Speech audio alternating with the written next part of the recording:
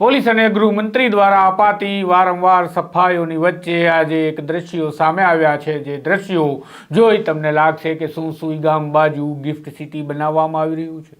રોકાણકારોની નજર સુઈગામ અને ભાભર તરફ દોડવા લાગી છે। શું રોકાણકારો ત્યાં ઇન્વેસ્ટ કરવાના છે? કેમ કે રસ્તા પર દારૂની રેલમછેલ હતી। આ રેલમછેલ હતી કારણ કે દારૂ ઘુસાડવામાં આવી રહ્યો હતો, કાર પલટી ગઈ અને બાદમાં શરૂ થઈ દારૂ બિયરના ટીનની લૂંટની।